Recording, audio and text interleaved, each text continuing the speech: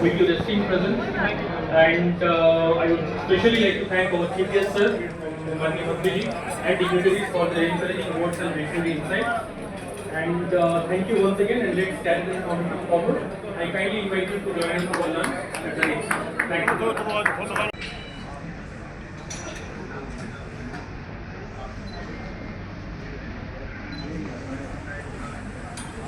पीछे रहो ना यार, तुम तो बिल्कुल आगे घुसो।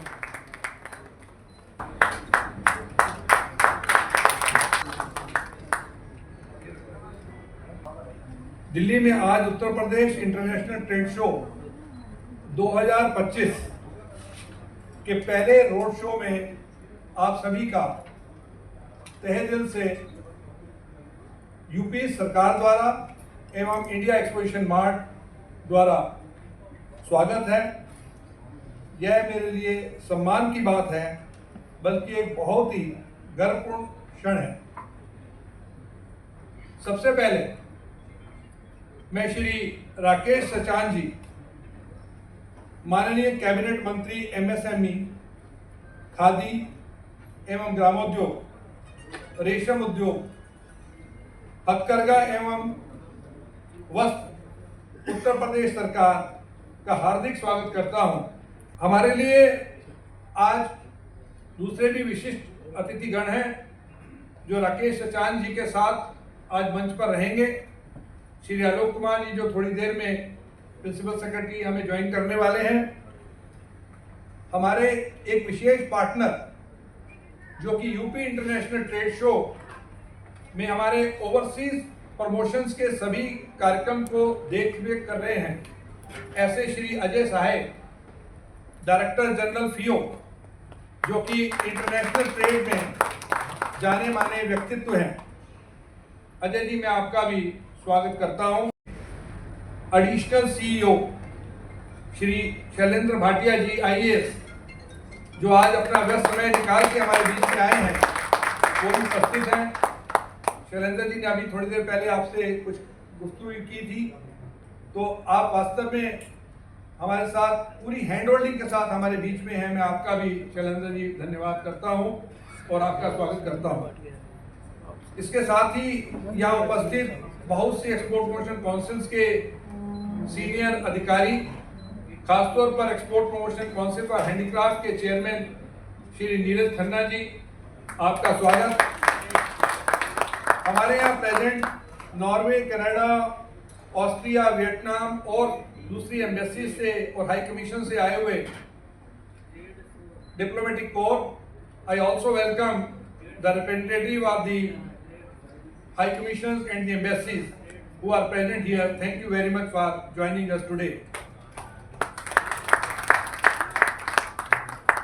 आज का ये आयोजन, इसके अतिरिक्त हमारे यहाँ IML के बोर्ड ऑफ डायरेक्टर, HSTWA के मेंबर्स, विभिन्न एसोसिएशन, फिक्की, CI और सभी एसोसिएशन से यहाँ पर आए हुए लोग, उन सबका भी मैं तहे दिल से आज के कार्यक्रम में स्वागत कर रहा हूँ। आज का रोड शो कर्टन रेजर के बाद पहला रोड शो है। इस रोड शो के माध्यम से हम एग्जीबिटर्स की रिक्वायरमेंट के लिए आपके सामने नहीं आए हैं, हम आपको विजिटर के तौर पर बुलावे के लिए आए हैं।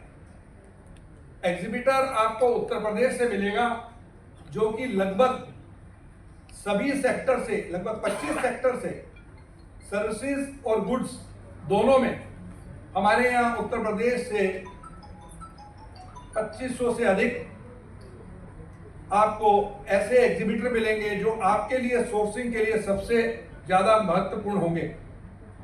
तो आप मान के चलें कि कंप्लीट सोर्सिंग आपके द्वार है और दिल्ली वासियों को उसका लाभ सबसे ज्यादा मिलने वाला है।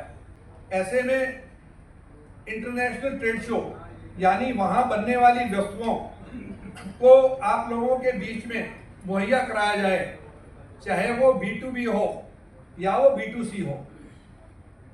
और ना केवल इतना, बल्कि ओवरसीज बायर्स भी इस शो के अंदर आने वाले हैं। There are going to be more than 600 overseas buyers from the different countries, and there is also a hosted buyer program for them. which I would like to convey through all the High Commission. Third UP international trade show कई महीनों में एक नए कीर्तिमान स्थापित करेगा। आज उत्तर प्रदेश भारत के सबसे प्रगतिशील और संभावनाशील राज्यों में से एक बन चुका है।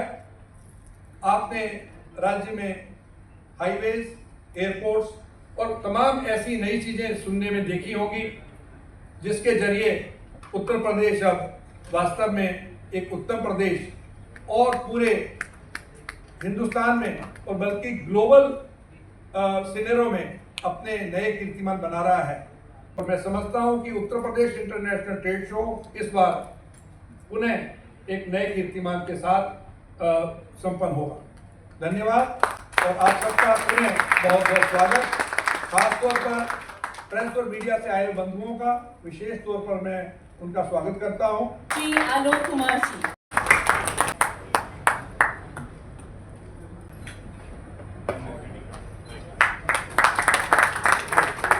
मुझे 3 बातें मोटे तौर पे आप लोगों के साथ शेयर करनी है। और अब मैं न केवल एमएसएमई बट उद्योग और अवस्थापना विभाग भी अब हमारे पास आ गया, तो मैं ये कहता हूँ कि भाई पिन से लेके एरोप्लेन तक जितना भी मैन्युफैक्चरिंग है सब को देखने की जिम्मेवारी अब हमारी है। जिम्मेवारी भी बड़ी है, लेकिन जिम्मेवारी बड़ी होने के साथ साथ रिस्पॉन्सिबिलिटी भी उसी हिसाब से बहुत बढ़ गई। परंतु मुझे ये बताते हुए हर्ष है कि अगर हम देखें पिछले कुछ साल का प्रोग्रेस, और 1-2 चीजें मैं आपके संज्ञान में लाना चाहूंगा जिससे कि आपको उत्तर प्रदेश के डायनेमिज्म का, खास करके मैन्युफैक्चरिंग सेक्टर में जिस तरीके डायनेमिक्स है उसका आपको अंदाजा लगेगा। वर्ष 2015 में हम हमारा फैक्ट्रीज एक्ट है जिसके अंदर हर बड़े यूनिट को फैक्ट्रीज एक्ट के तहत रजिस्टर कराना होता है, और जिसका आंकड़ा बाद में एनुअल सर्वे ऑफ इंडस्ट्रीज आप लोग सब जानते हैं उसमें पब्लिश होता है। वर्ष 2015 में एनुअल सर्वे ऑफ इंडस्ट्रीज के हिसाब से उत्तर प्रदेश में एक साल में 500 उद्योग रजिस्टर हुए नए। पिछला साल जो गया है 24-25 में we have registered 4000 new industries. इस साल का हमारा टारगेट लगभग 8000 है।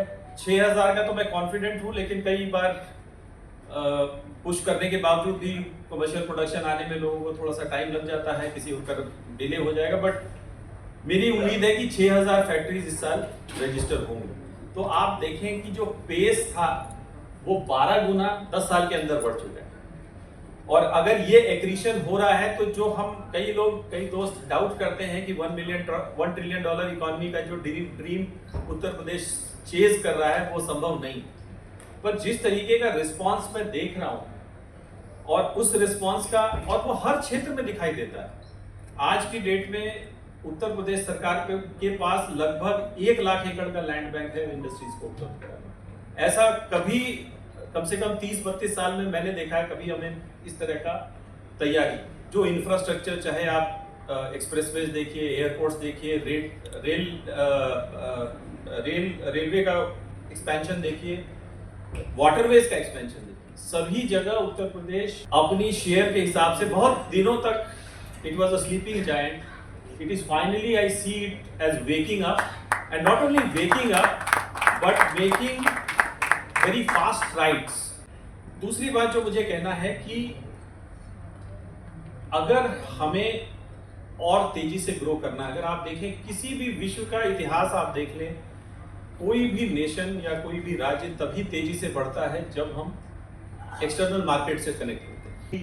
2017 में लगभग हमारा आई थिंक 46-47 हज़ार करोड़ का एक्सपोर्ट होता था, और अब हम लोग 1,46,000 से 1,45,000 पिछले साल 2024-25 में जो लास्ट डेटा हमारे पास आया उसमें भी हमारा डायनेमिज्म है। बट अगर हम शेयर देखें, ओवरऑल इंडिया का शेयर देखें, तो we are only 5% share in the merchandise goods export.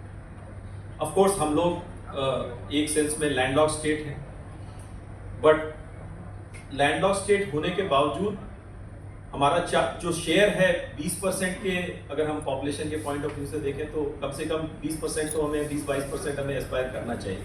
तो 5% अभी लो है।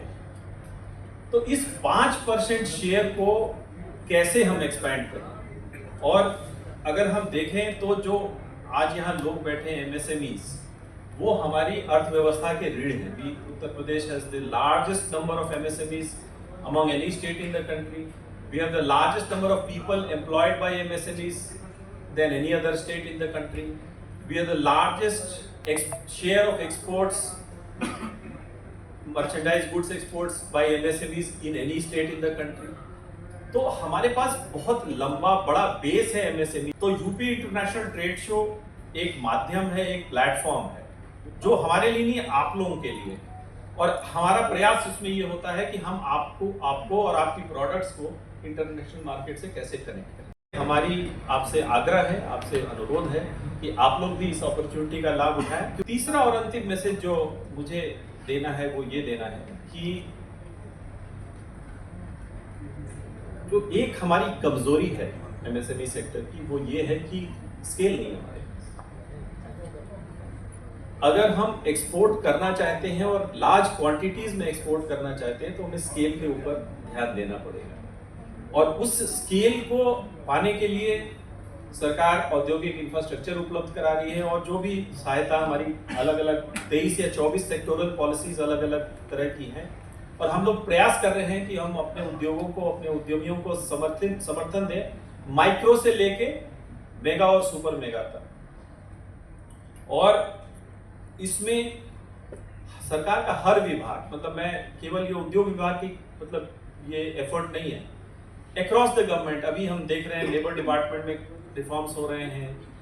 कल ही आपने सुना होगा कैबिनेट में एक बहुत बड़ा फैसला उन्होंने लिया है लेबर डिपार्टमेंट के रिफॉर्म्स को लेकर के। इसी प्रकार से इलेक्ट्रिसिटी डिपार्टमेंट, फायर एनओसीज में कई समस्याएं आ रही हैं लोगों को। तो कल हमारे मॉडल बिल्डिंग बायलॉज आए हैं जिसमें कि नॉन एग्रीकल्चरल लैंड पे भी इंडस्ट्री खोलने की परमिशन दे दी गई है।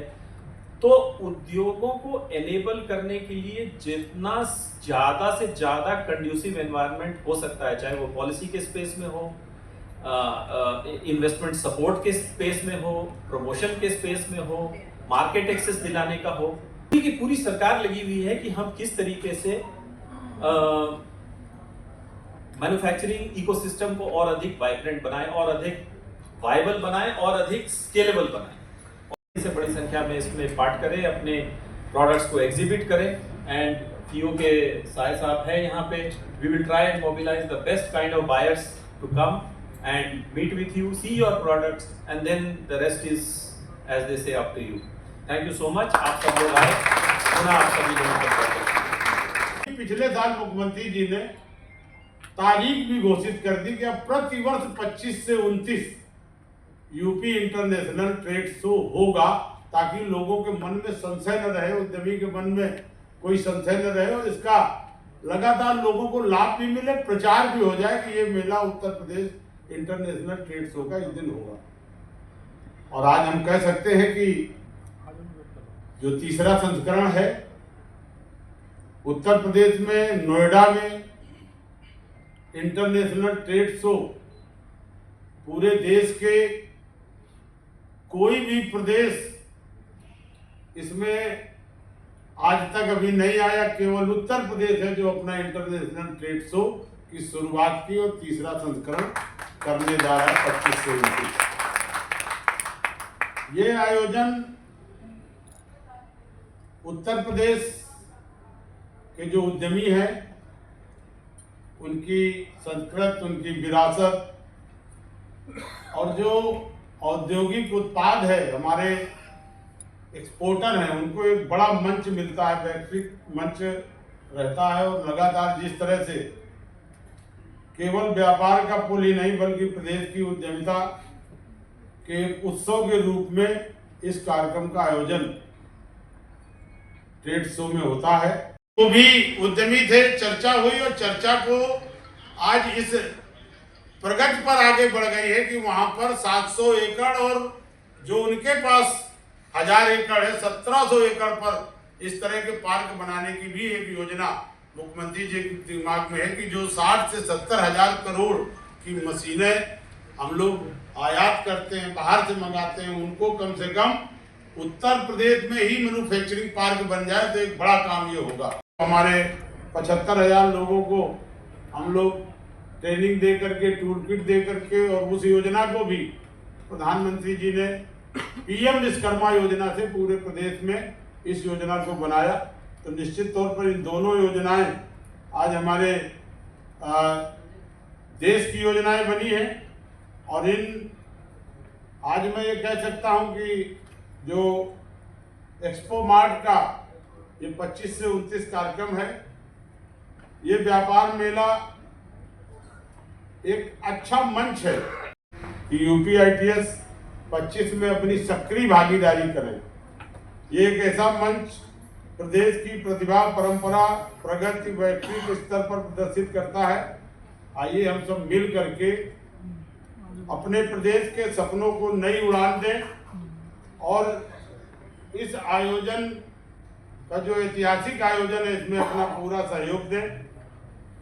मैं एक बार फिर जितने भी उद्यमी हैं इनका हार्दिक स्वागत, अभिनंदन और वंदन करता हूं और उम्मीद करता हूं कि ज़्यादा से ज़्यादा अपनी भागीदारी करके और इसमें इस कार्यक्रम में हिस्सेदारी लेकर के इस कार्यक्रम को सफल बनाने में अपना अहम योगदान देंगे। जैसा कि आप जानते हैं कि 2 संस्करण यूपी इंटरनेशनल ट्रेड शो के हो चुके हैं। ये तीसरा संस्करण 25 से 29 सितंबर को होने जा रहा है। इसमें आज हमारे NCR के बड़े मात्रा में यहाँ पर हमारे उद्यमी आए, हमारे आयोजक में सहयोग करने वाले हैं वो आए, हमारे सभी विभागों के अधिकारी यहाँ पर आए हुए हैं। आपके माध्यम से हम यही कहना चाहते हैं कि उत्तर प्रदेश माननीय योगी जी के नेतृत्व में एक पहला राज्य है जो अपना इंटरनेशनल ट्रेड शो जिसने शुरुआत की है और लगातार उत्तर प्रदेश के MSME को ग्रोथ करने के लिए, उनके उत्पाद को एक मंच देने के लिए वन डिस्ट्रिक्ट वन प्रोडक्ट के जितने भी उद्यमी हैं, हमारे विश्वकर्मा सम्मान के जो छोटे छोटे परंपरागत कारीगर हैं, उनको एक मंच दे करके उनके उत्पाद की बिक्री पूरे देश दुनिया में हो, उनको अच्छा फायदा हो, इसके लिए यूपी इंटरनेशनल ट्रेड शो ये किया जा रहा है। और इसमें विभिन्न शहरों में जैसे मुंबई है, अहमदाबाद है, हमारा बंगलौर है और चेन्नई है। तो इन तमाम शहरों में, प्रमुख शहरों में देश में हम ये रोड शो करेंगे और उद्यमियों को आमंत्रित करेंगे।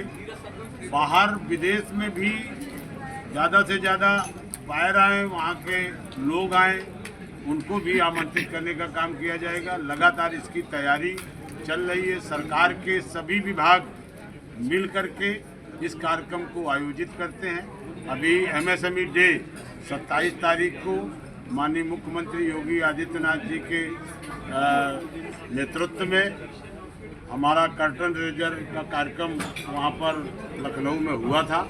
आज ये पहला रोड शो हुआ है और निश्चित तौर पर आज जिस तरह से उद्यमियों का उत्साह और हमारे तमाम व्यापारिक संगठन, उद्यमी संगठनों ने भाग लिया है, हम ये समझते हैं कि बढ़ चढ़ कर के हिस्सा लेंगे और इस इंटरनेशनल ट्रेड शो के एक मंच का उपयोग भी करेंगे। और ज़्यादा से ज़्यादा आपके माध्यम से दिल्ली वासियों से, NCR वासियों से हम अपील करेंगे कि उत्तर प्रदेश के जो उत्पाद हैं, उत्तर प्रदेश का जो स्वाद है, उसको भी आप वहाँ पहुँच करके आ करके अपने उपयोग की वस्तुओं को क्रय कर सकते हैं। और तमाम तरह से जैसे बनारस की साड़ी है, हमारा वन डिस्ट्रिक्ट वन प्रोडक्ट में जो हर जनपद का विशेष उत्पाद है, वो आप वहाँ से खरीदारी करके अपना काम कर सकते हैं, अपने उपयोग के सामान को खरीदारी कर सकते हैं।